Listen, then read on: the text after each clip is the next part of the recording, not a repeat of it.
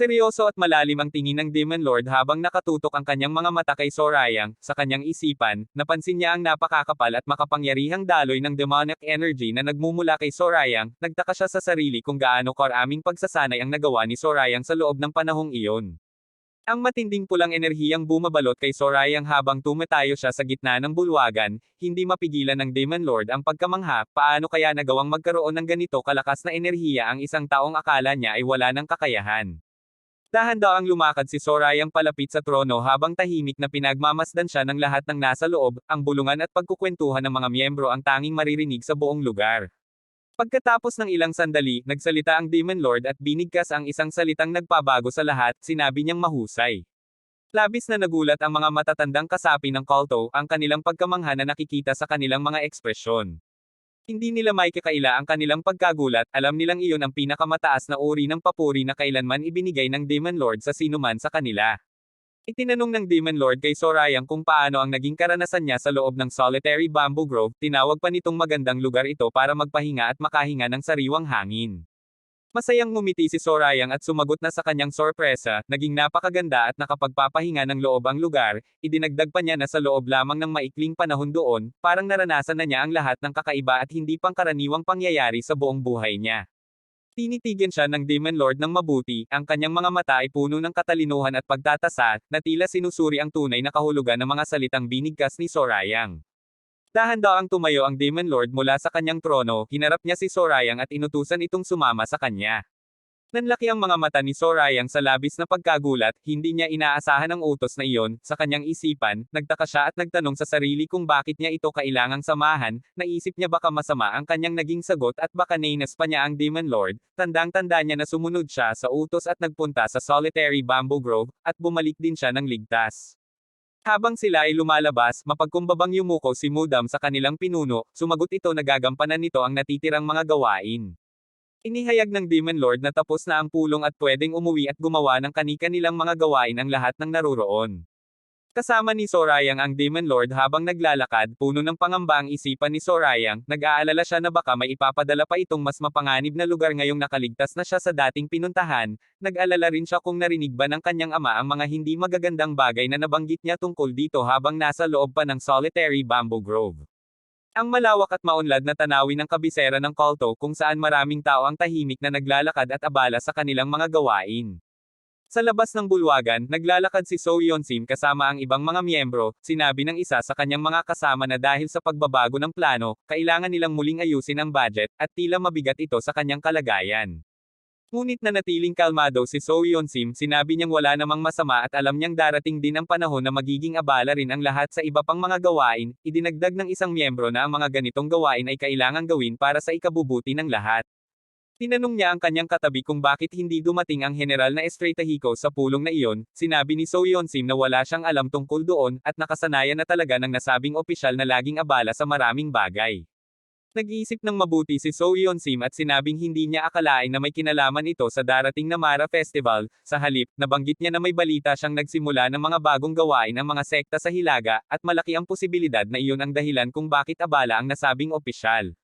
Nagpalitan ng saloobin ang dalawang miyembro habang nagbubulungan. Sinabi ng isa na kahit saang lugar galing ang mga ito, wala siyang nakilalang sinuman mula sa mga sekta na may maayos na pag-iisip at kilos. Naniniwala siya na malamang ay gumagawa na naman sila ng mga bagay na walang saysay at hindi mabuti para sa lahat. Samantala, sinabi naman ng kanyang kasama na tila napakahirap talaga ng posisyon at mga tungkulin ng General na Estratehico.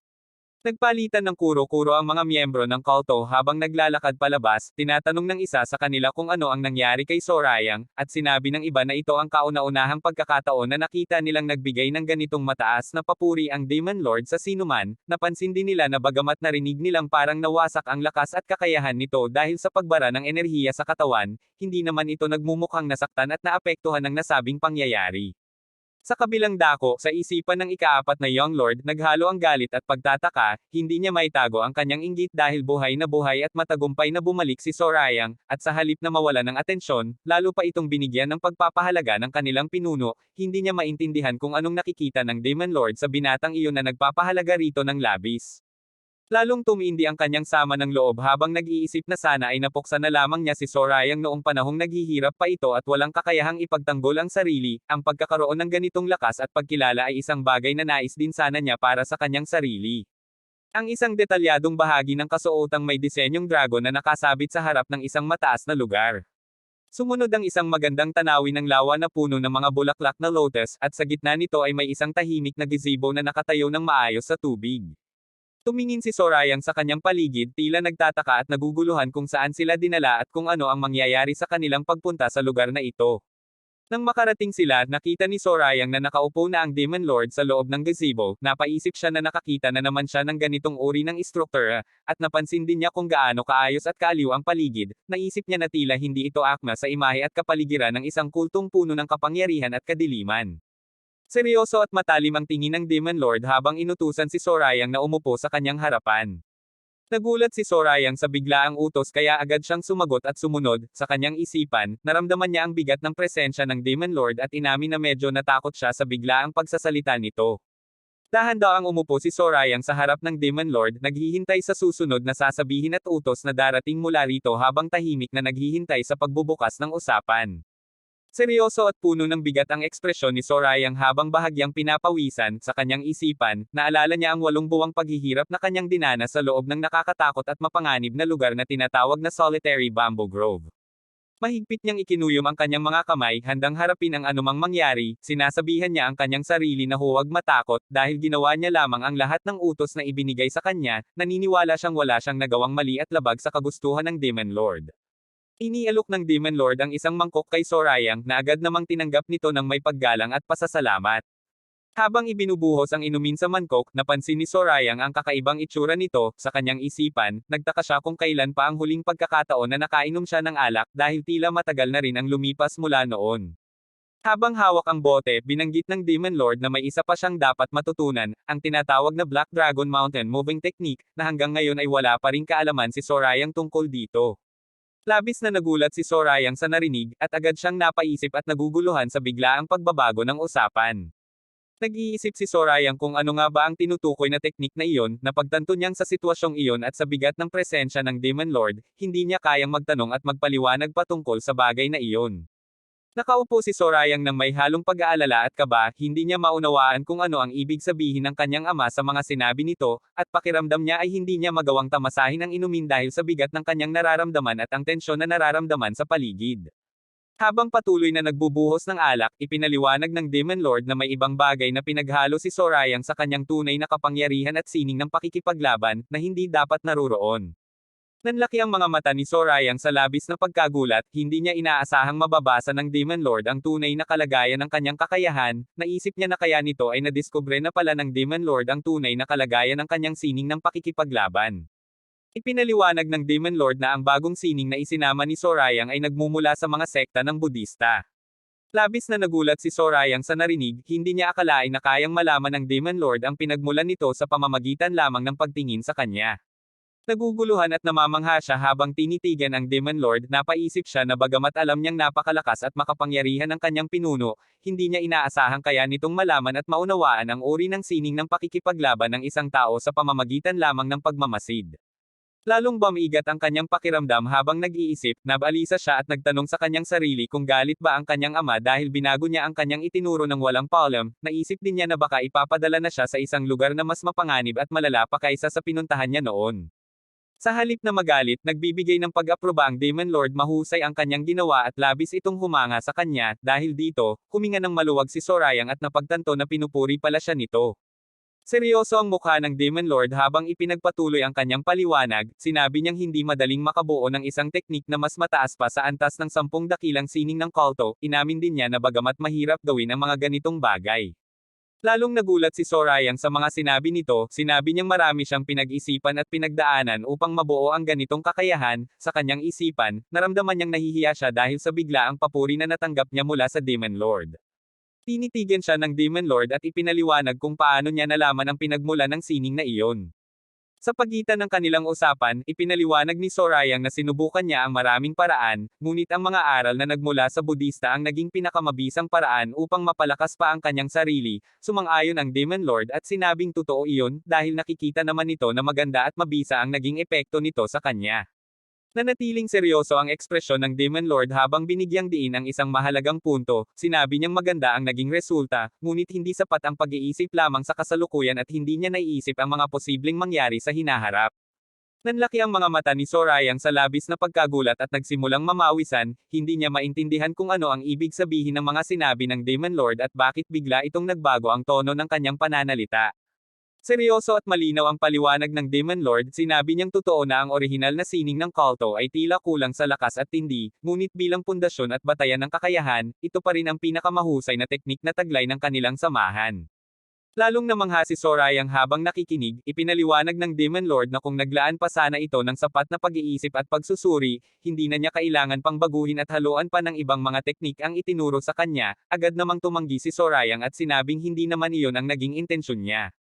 Nakita ni Sorayang ang kanyang sarili sa refleksyon ng likido sa loob ng mangkok, at sa kanyang isipan, tila nalulunod siya sa mga salita at paliwanag na kanyang naririnig, inihalin tulad ng Demon Lord ang ginawa ni Sorayang sa paggawa ng taniman ng mga bulaklak sa lugar na dapat sana ay itinanaman ng puno, isang bagay na hindi akma sa tamang ayos at layunin. Sa kanyang isipan, naiinis at naguguluhan si Sorayang, nagtanong siya sa sarili kung ano ba talaga ang nais mangyari ng Demon Lord, hindi niya maintindihan kung bakit pinuri pa siya nito kanina at ngayon ay parang sinisiguro at sinisisi na naman siya sa kanyang ginawa.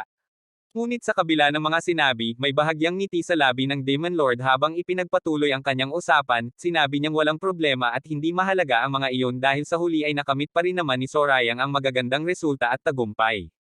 Matapos ang lahat ng usapan, inutusan ng Demon Lord si Sorayang na umalis na, lalong nagulat si Sorayang sa narinig at nagtanong kung tama ba ang kanyang narinig. Tumingin siya sa magandang tanawin ng lawa na puno ng mga bulaklak na lotus habang nag-iisip, hindi niya maunawaan kung bakit iaayaos siya at inihain pa nga ng inumin, ngunit sa huli ay ipapaalas din pala agad, naisip niya na sayang lang ang oras at paghahanda, at hindi niya alam kung bakit niya patinawag para mag-usap kung ganon din naman ang mangyayari. Nag-alala at nagtaka pa rin si Sorayang habang naglalakad, naisip niya na sana ay ipinadala na lamang kaya ang mga salita at mensahe sa pamamagitan ng sulat, sa halip na pag-usapan pa ang mga bagay na iyon ng harapan, napagpasyahan niyang mas mabuti nang umalis na siya bago pa man makapagtanong pa ang Demon Lord ng iba pang mga bagay na hindi pa niya kayang sagutin. Magalang na yumuko at nagpaalam si Sorayang sa Demon Lord, ito ay nananatiling nakaupo sa kanyang pwesto, handa na siyang bumalik at mag-isip ng mabuti sa lahat ng mga bagay na kanyang narinig at natutunan sa pagpupulong na iyon.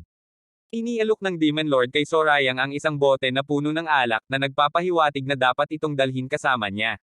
Tinitigan siya ng Demon Lord na may halong ngiti at ipinaliwanag na ito ang gantimpala sa mahusay niyang ginawa at dapat na nitong tanggapin, sa kanyang isipan, namamangha ang kanilang pinuno dahil hindi niya inaasahang magagawa ni Sorayang na paghaluin ang mga aral ng Budista at likhain ang isang bagong teknik, sinabi rin niya na muli itong nagbigay ng sorpresa sa kanya.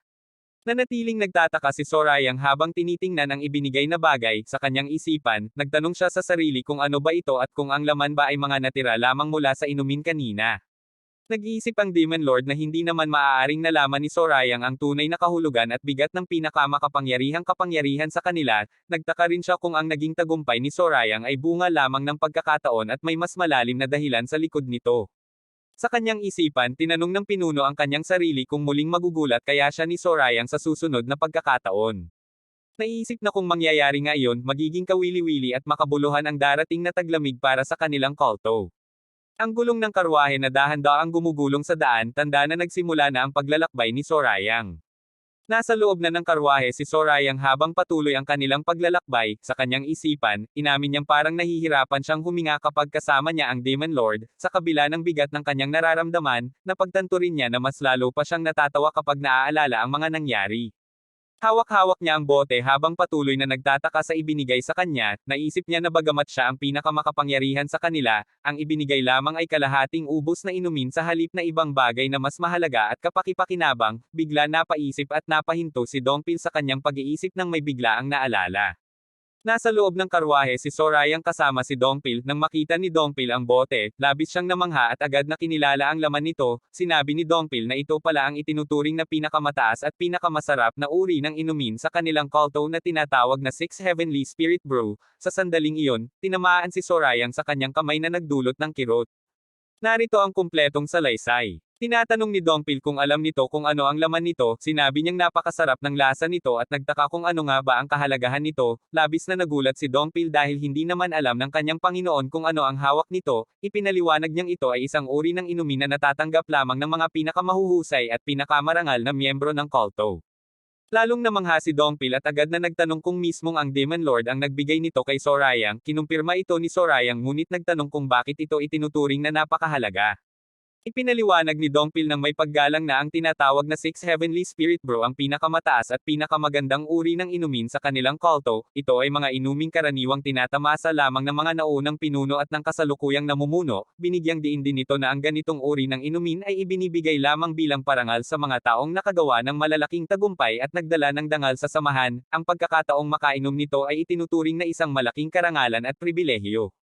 Tinawag pa itong isang espesyal na inumin na mismong ang Demon Lord ang gumawa, kaya't ito ay isang bagay na kahit anong yaman ay hindi mabibili sa merkado. Kitang-kita ang labis na paghanga at pagiging masigasig ni Dongpil sa pagtukoy sa kahalagahan nito. Sa isipan ni Sorayang, napansin niyang tila isang tapat na tagahanga talaga si Dongpil. Napaisip din siya na kakaiba talaga ang mga tao sa kanilang kulto sa paraan ng kanilang pagpapahalaga sa mga ganitong bagay. Dahil sa sobrang pagpapaliwanag at pagbibigay diin ni Dongpil, sinabi niyang naiintindihan na niya ang lahat at iminungkahi na pagkabalikan nila ay sabay na silang uminom nito. Seryoso ang mukha ni Dongpil habang tumutugon, sinabi niyang hindi iyon maaari. Ipinaliwanag niyang kapag naiahon na niya ng ligtas ang kanyang Panginoon sa kanilang tahanan, matatapos na ang kanyang tungkulin at trabaho. Nagulat si Sorayang sa narinig. Ipinaliwanag pa ni Dongpil na kailangan na niyang bumalik agad sa pwesto ng mga matatanda at opisyal. Ipinahayag din niyang naging malaking karangalan para sa kanya na makapaglingkod at makasama si Sorayang sa loob ng panahong iyon. May bahagyang ngiti sa labi ni Dongpil habang binabanggit ang pagtatapos ng kanilang pagsasama sa paglalakbay.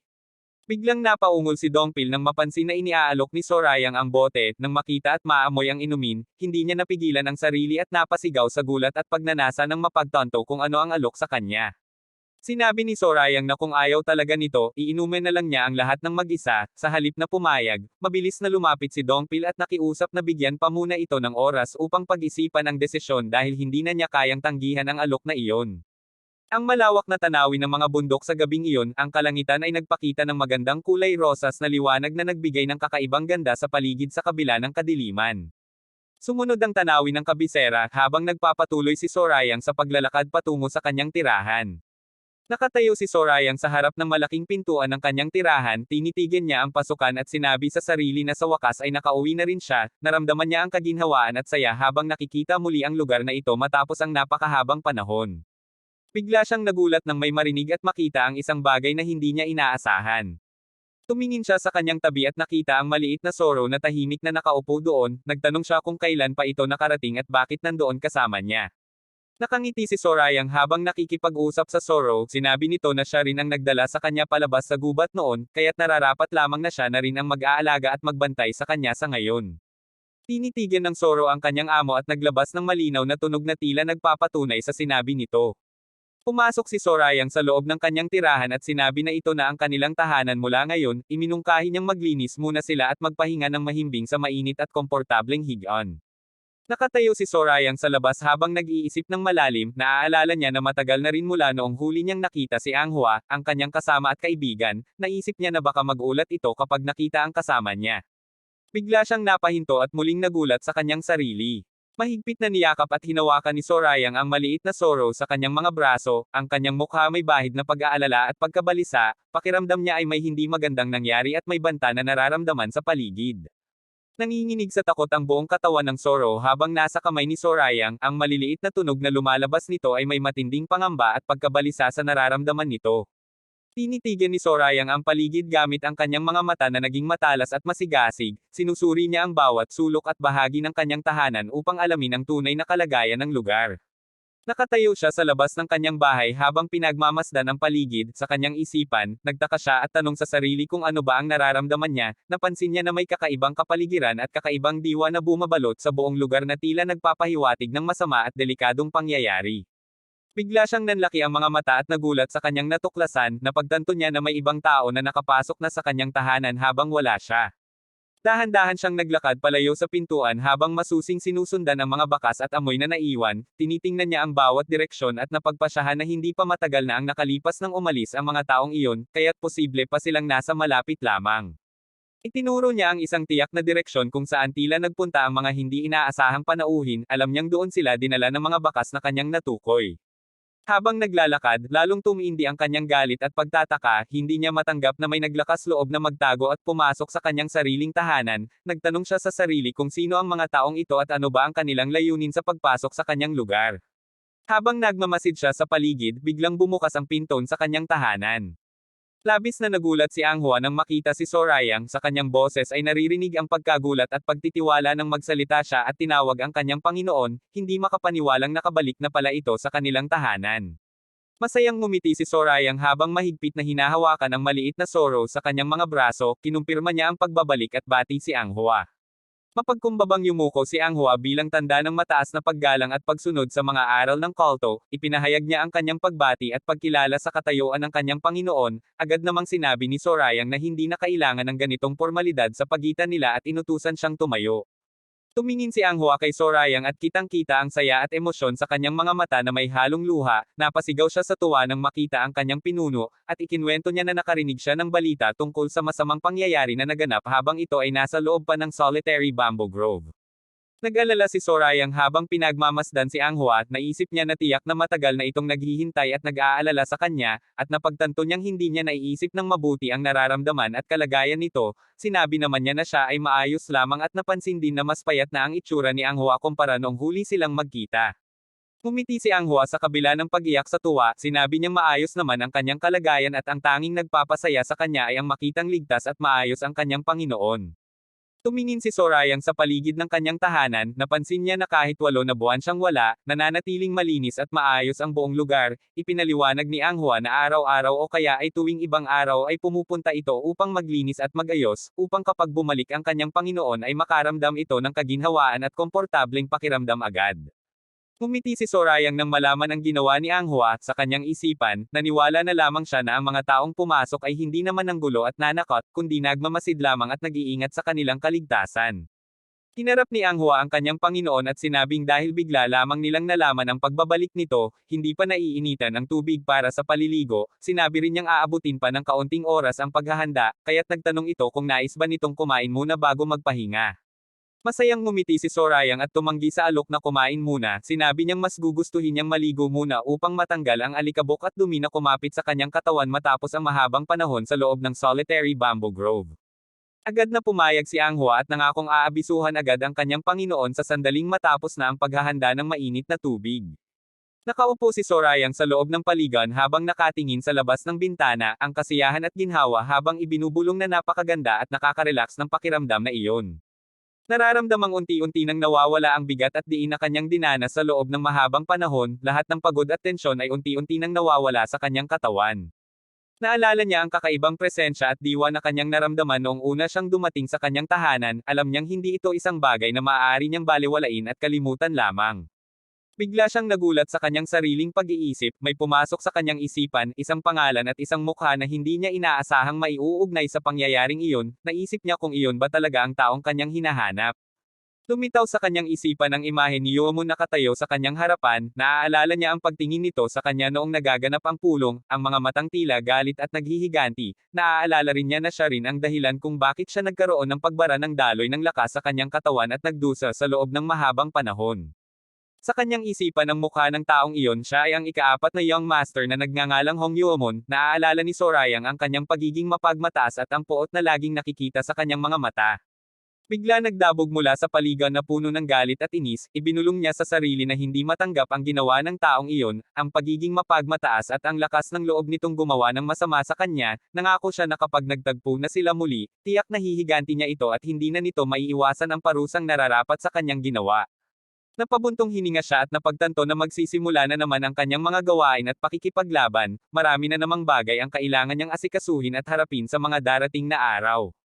Nag-iisip siya ng mabuti, na pagpasyahan niyang kailangan munang malaman at maunawaan ang buong sistema at takbo ng pamamahala sa kanilang kulto. Sa kasalukuyan, ang tanging alam na lamang niya ay ang kanilang pinuno na si Demon Lord, ngunit marami pa siyang hindi alam tungkol sa iba pang mga gawain at miyembro. Napagtanto niya na dahil sa kaunting impormasyon lamang na kanyang alam, wala pa siyang sapat na kapangyarihan at kakayahan upang makontrol ang mga pangyayari at makapaghanda sa anumang posibleng mangyari sa hinaharap. Napagtanto niya na hindi niya matiyak ang mga desisyon at kilos ng Demon Lord, kaya't hindi niya ito maaasahan bilang suporta. Sa halip, kailangan niyang alamin kung sino ang mga taong makakatulong at makakasama niya sa kanyang mga layunin. Tumingin siya sa liwanag ng buwan sa labas at nagpasya na ang susunod niyang hakbang ay isama ang mga taong mapagkakatiwalaan. Kailangan niyang magkaroon ng sapat na impluwensya at kapangyarihan upang makalabas at makapasok sa kulto nang hindi nahaharap sa anumang hadlang at pagbabantay. Ngumiti siya ng may kaunting pagtawa sa kanyang sarili, naalala niya na bilang ikatlong alagad ng marangal na Demon Lord, mayroon na siyang mataas na katayuan sa kanilang samahan, kahit na walang sino mang nakakaalam ng kanyang tunay na mga plano, alam niyang sa paningin ng lahat ay itinuturing siyang isang taong may malaking halaga at kapangyarihan. Nagpasya siyang aahon palalo sa antas ng kanilang lipunan at samahan, at samantalahin ang bawat pagkakataon upang magkaroon ng masayang at makabuluhang buhay. Sa kabilang dako, nagkabisera ng kulto. Napabuntong hininga na lang si Yuamon. Si Yuamon ang taong iyon habang si Shinwei ay nakatayo sa kanyang harapan, tinawag siya ni Shinwei, at sumagot lamang si Yuamon ng maikling tunog bilang tanda na nakikinig siya.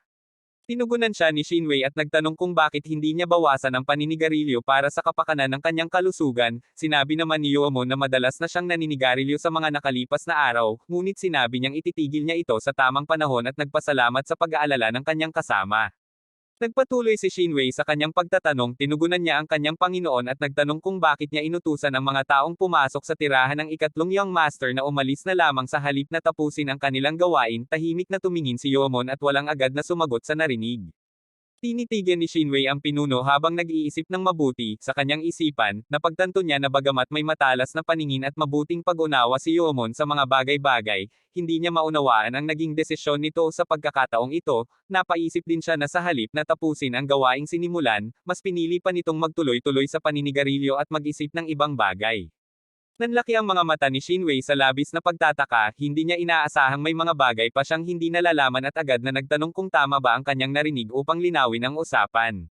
Tumingin si Yuamon sa labas ng bintana habang nananatiling seryoso ang kanyang mukha, ipinaliwanag niya na hindi niya sigurado kung ano ang magiging reaksyon ni Sorayang kung itutuloy nila ang kanilang plano. Dahil dito, nagpasya siyang utusan ng mga kasama niya na bumalik na lamang at huwag ituloy ang kanilang layunin.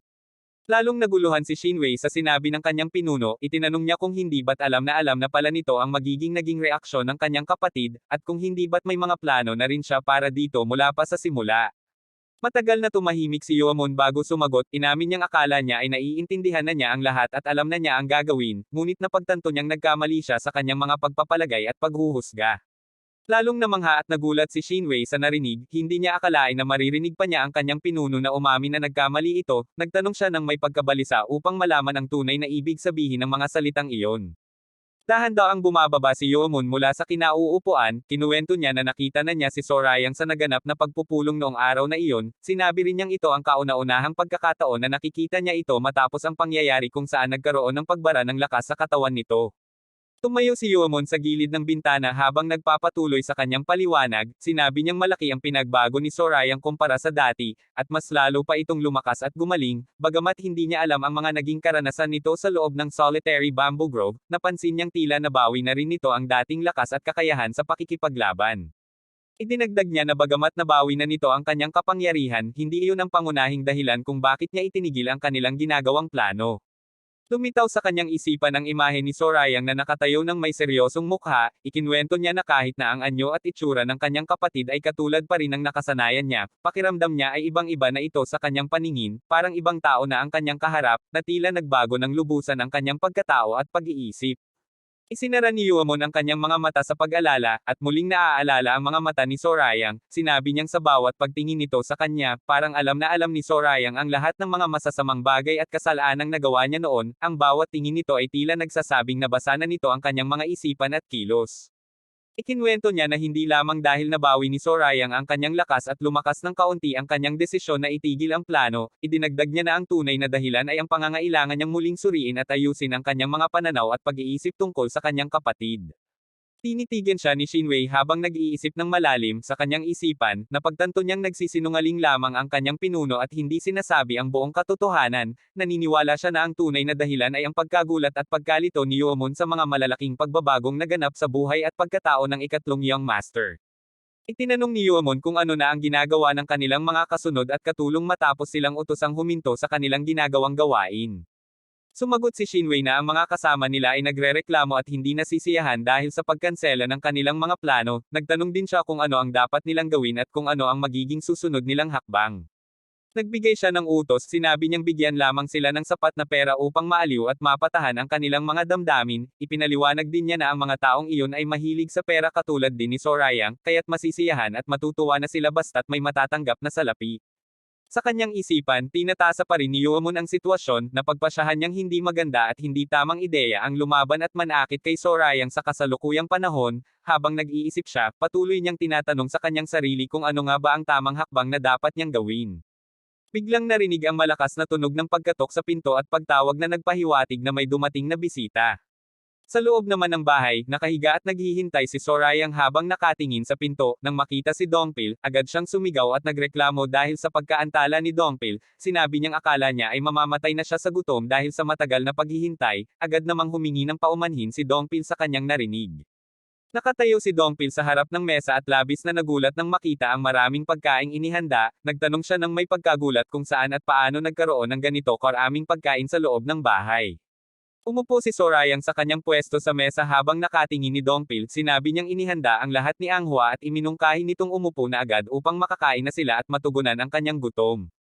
Nakaupo si Anghua sa tabi ng mesa at tila nahihiya at nag-aalala, nagtanong siya ng mahina kung tama ba at kung maayos ba ang lahat kung uupo siya sa tabi ng kanyang Panginoon at kakain kasama nito.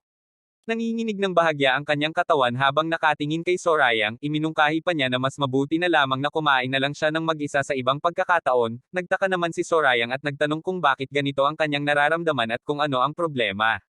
Lalong nagalit ang mukha ni Sorayang habang nakikinig sa sinasabi ng kanyang kasama, sinabi niyang itigil na ang mga kakaibang sinasabi dahil nasa harap naman sila ng masasarap at mainit na pagkain, at hindi nararapat na magsalita ng mga bagay na nakakalito sa ganitong pagkakataon. Ngumiti si Sorayang habang tinitignan sina Dongpil at Anghua, inutusan silang tumahimik at sabay-sabay silang kumain at magsaya, sinabi niyang simulan na nila ang kanilang pagkain at magsaya.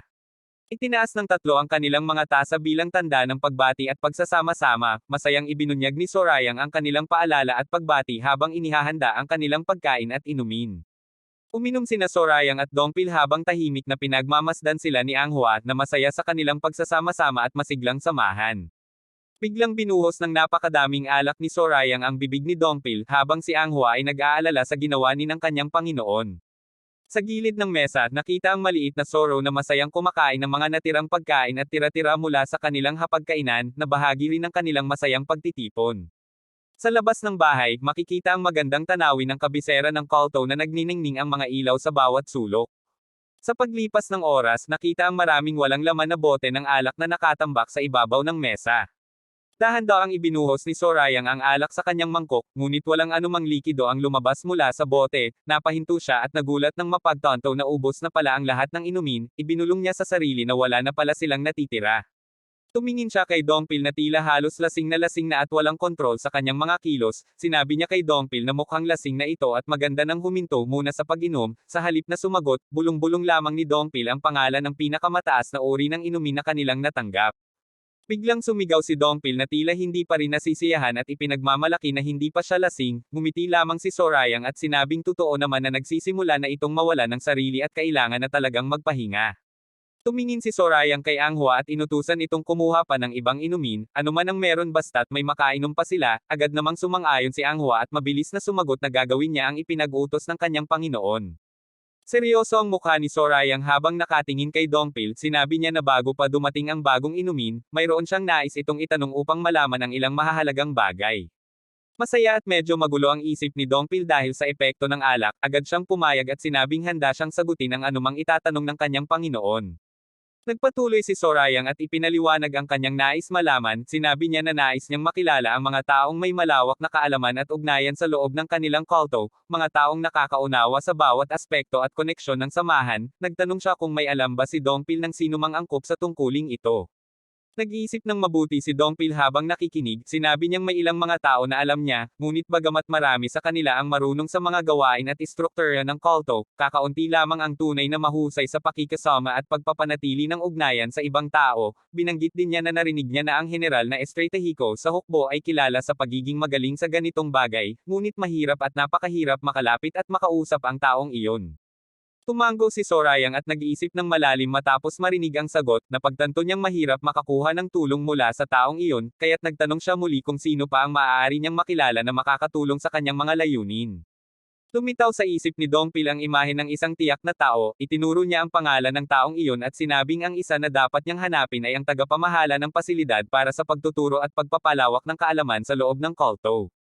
Malalim siyang huminga at nagpa siya na magpadala ng mensahe kay So Yeon-sim, ang tagapamahala ng pasilidad para sa pagtuturo at pagpapalawak ng kaalaman sa kulto. Tumingin siya kay Shinwei at inutusan itong sabihan ang babaeng iyon na inaanyayahan niya itong kumain kasama niya kinabukasan upang magkaroon sila ng pagkakataong mag-usap ng mabuti. Nag-alala si Shinwei sa narinig at agad na nagbigay ng babala sa kanyang pinuno, sinabi niyang napakadelikadong makipag-ugnayan agad-agad sa taong iyon ng walang sapat na paghahanda. Ipinaliwanag din niya na alam naman nila ang ugali ni So Yeon-sim, ang uri ng taong mas pinipiling umiwas sa anumang alitan at tunggalian sa pagitan ng mga alagad at miyembro ng kulto.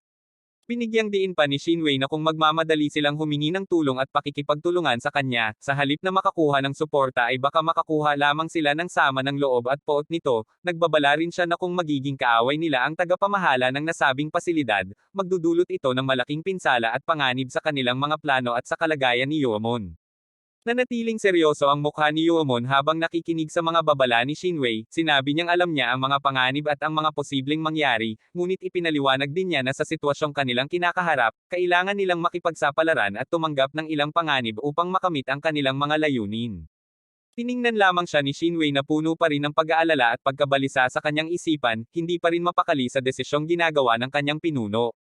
Tumingin si Yoamon sa malayo at ipinaliwanag ang kanyang dahilan, sinabi niyang dahil ang dating sitwasyon at kalagayan ay nagbago na lubusan, na ang isang hayop na parang lynx o malayang mandirigma ay naging isang mapanganib na ahas, kailangan na rin nilang baguhin ang kanilang mga pamamaraan at gamit upang makasabay sa mga pagbabagong ito.